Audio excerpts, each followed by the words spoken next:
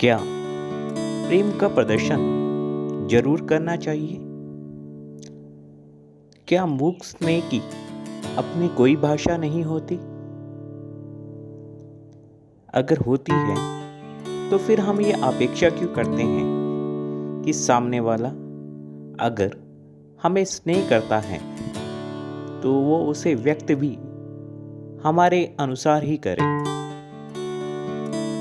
कुछ ऐसी ही मनोस्थिति के साथ रमेश ऑफिस जाने के लिए तैयार होने लगा। लंच बॉक्स को डाइनिंग टेबल पर ही छोड़ रमेश चुपचाप घर से बाहर निकल गया। गाड़ी में उसने अपने सामान पटका और एक बार पीछे मुड़कर दरवाजे की तरफ देखा, परंतु वहां कोई हलचल नहीं थी। दरवाजा खुला पड़ा था और शायद किसी को उसके जाने का पता भी नहीं था।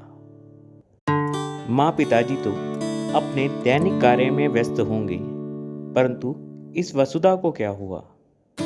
उसे पता है मेरा ऑफिस जाने का समय हो गया है, इसलिए तो उसने लंच बनाकर डाइनिंग टेबल पर रख दिया। परंतु उससे ये नहीं हुआ कि मुझे आकर प्रेम से पूछे कि आप शाम को कब आएंगे, मैं आपके लिए क्या बनाकर रखूं। सुधा को तो जैसे इन सब बातों की कोई परवाह ही नहीं है। वो तो बस अपनी ही धुन में मग्न रहती हैं। औरों की बीवियां देखो ना, कैसे अपने पति को उनकी गाड़ी तक छोड़ने आती हैं। कोई दरवाजे से हाथ हिला रही होती है, कोई शाम को जल्दी आने का तकाजा करती है। रमेश ने अपने चारों तरफ देखा तो उसे हर घर में कुछ ऐसा ही नज़ारा देखने को मिला।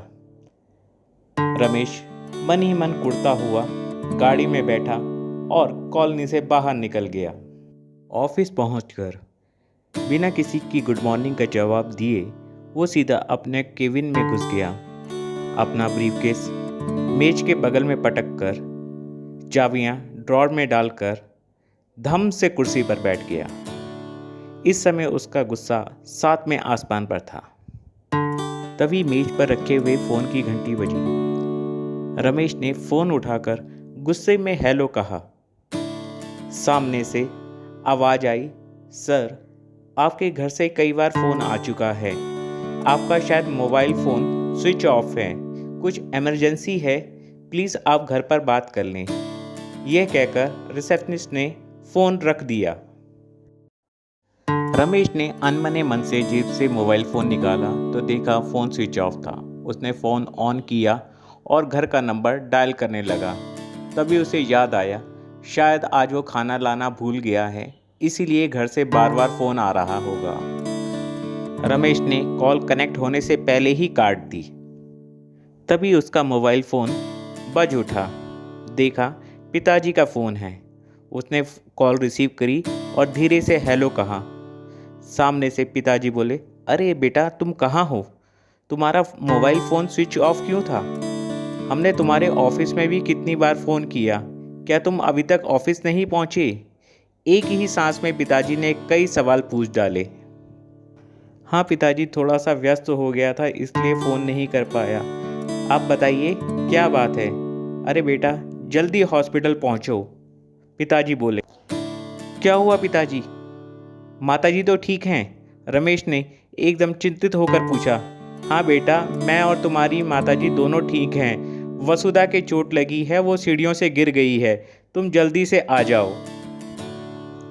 वसुधा? वसुधा सीढ़ियों से गिर गई है? कैसे? कहाँ? बेटा ये सब बातें पूछने का अभी समय नहीं है, तुम सीधा हॉस्पिटल पहुंचो। यह कहकर पिताजी ने फ़ोन काट दिया। रमेश ने एक पल भी गंवाना उचित नहीं समझा और बताए हुए हॉस्पिटल के लिए तुरंत ही ऑफिस से निकल गया। हॉस्पिटल पहुंचा तो देखा सुधा बेड पर लेटी हुई है। उसके माथे और हाथों पर पट्टियां बंधी हुई हैं। उसने डॉक्टर से पूछा, क्या हुआ, कैसी हैं ये? डॉक्टर ने कहा, घबराने की कोई बात नहीं है, छोटी सी चोट लगी है, 2-4 दिन में ठीक हो जाएंगी।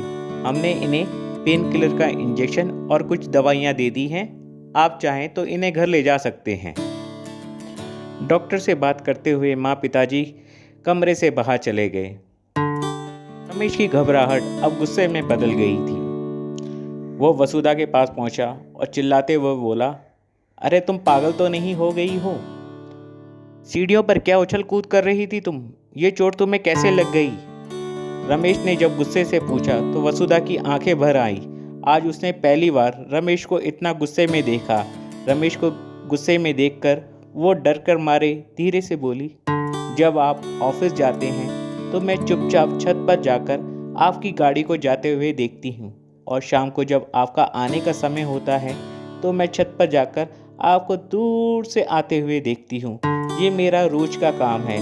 आज जब आप बिना बताए चुपचाप चले गए तो मैं भागकर छत पर आपकी गाड़ी को देखने जा रही थी, लेकिन तभी मेरा पैर फिसल गया और मैं गिर पड़ी।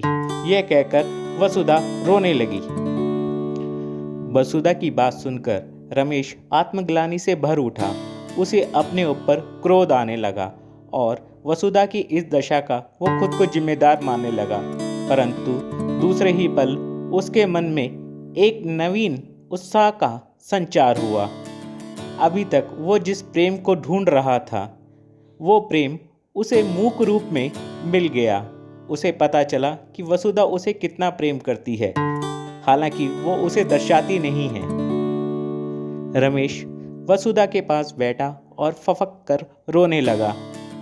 वसुधा से माफ़ी मांगते हुए बोला, मुझे माफ़ कर दो वसुधा, मैं तुम्हें समझ ही नहीं पाया। ये सारी गलती मेरी ही है। रमेश के इस व्यवहार को देखकर वसुधा आश्चर्यचकित रह गई। रमेश की आंखों से बहने वाले आंसू टप टप कर उसके हाथों पर गिरने लगे। कोमल स्नेह की अव्यक्त भाषा जो इस समय रमेश के आंसुओं से व्यक्त हो रही थी, उसे पढ़कर वसुधा भावुक हो उठी।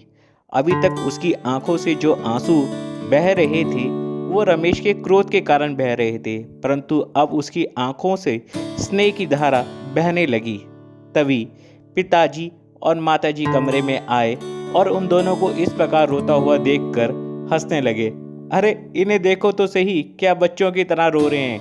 क्या बचपन में तुम्हें कभी चोट नहीं लगी? अरे ये तो मामूली सी चोट है, ऐसी चोटें तो लगती रहती हैं। कि ये बात सुनकर सभी हंसने लगे। आज रमेश और वसुधा ने जाना कि वो परस्पर कितना प्रेम करते हैं, और वास्तव में उनके दाम्पत्य जीवन की शुरुआत आज से ही हो रही है।